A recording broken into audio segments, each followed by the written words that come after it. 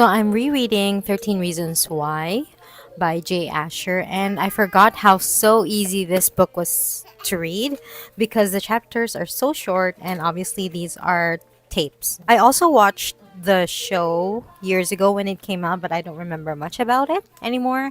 And, well, the method of offing herself, it was different. So here, it's much more mild than it was in the show. So I'm not sure why they changed it to that in the show. I guess so that it would be more dramatic. If you don't know anything about the story, it is about a girl who kills herself, basically. And she has 13 reasons why she killed herself. And people are knowing that this is how, or this is why she killed herself, because she sent out a bunch of tapes so that they listen to it and then they forward it to the next person who is on the list. And if they have received the tapes, that means that they are one of the reasons why she killed herself. Our main character, Clay Jensen, he receives this package right after school, and so he listens to it, and I did not even check back, but I have finished 13 Reasons Why, and I read this 2011, so that's 12 years ago. I'm glad I reread it. I'm glad I bought it again because I sold my original copy. I want to talk about, first and foremost, the format of this book, which is, as you know, this is told in audio tapes. So we hear Hannah's voice. They are in audio tapes. And instead of chapter 1, chapter 2, etc., we have like cassette 1, side A, cassette 1, side B, cassette 2, side A, and so on. So it's a very unique kind of formatting. And okay, I appreciate that, right? But what I didn't like about it is when our main character, he has live reactions to what Hannah was saying in the tapes. And I think, okay, that's fine, right? It was fine when he was commenting on things that was related to what Hannah was saying. But there are also these times when he was saying things that were sort of tangential to what Hannah was saying.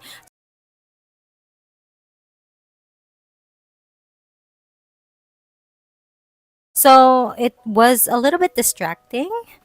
It was kind of taking me out of the narrative. Like in some places of the book, I just wanted to skip Clay's parts and just read what Hannah has to say because he just kept on blabbing on about what other things he wanted to say at that moment.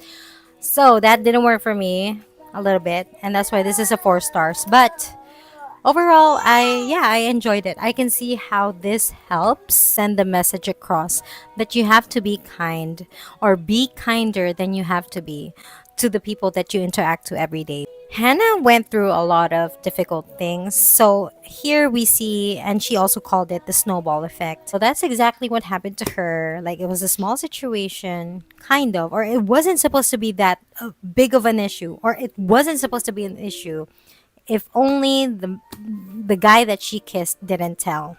You know, he kissed and he told, but everybody says don't kiss and tell. Rumors started spreading. It gave Hannah this reputation that she's the kind of girl that you can do these things to. Some guys, some jerks, started taking advantage of her, for example, like slapping her butt and thinking that it's fine if you cover it up, if you follow it up with a just relax, I'm just playing.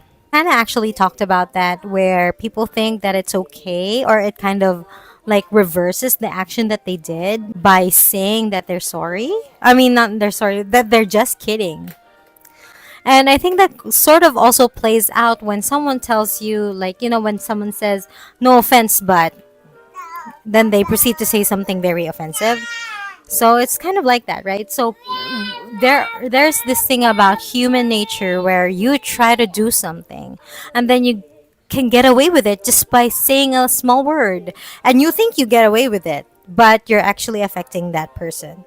If you're feeling the urge to say something and you kind of want to start that sentence with a no offense, but it's better if you don't say it at all. Because if you put a phrase such as no offense, it's already preemptively apologizing for what hurtful thing you're gonna say. Would someone ever say, like, no offense, but you're hurting my feelings?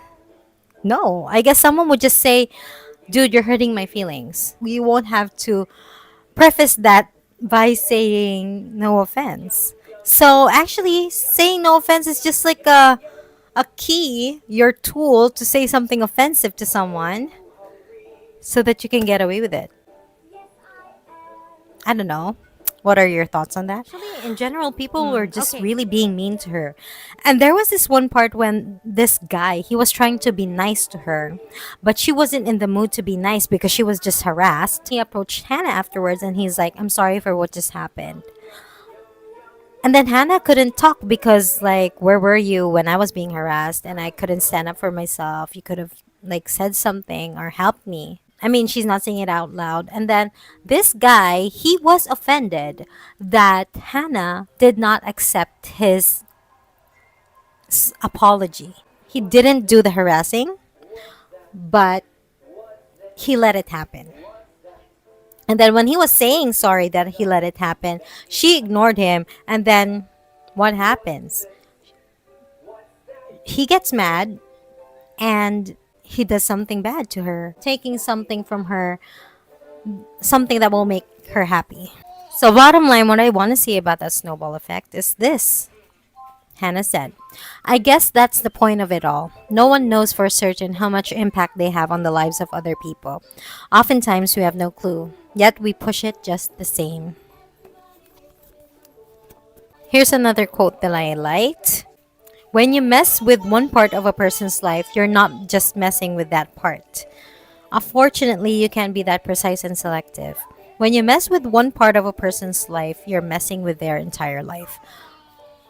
So basically, that's the message of this book. The only thing that I could not buy from this, and maybe this is besides the point of the book, is that Hannah, we don't know anything about her as a reader. We only know the things that she tells us in her audio tapes, but like very minimal interaction with her parents, no talk about mental health. Like the closest thing that she said about mental health is she sometimes thinks about.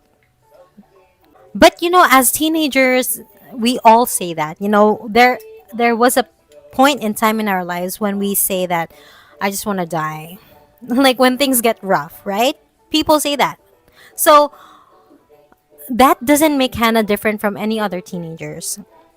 And she did experience a lot of bullying, and maybe she takes a little bit of that responsibility of perpetuating abuse somehow towards the end that happened.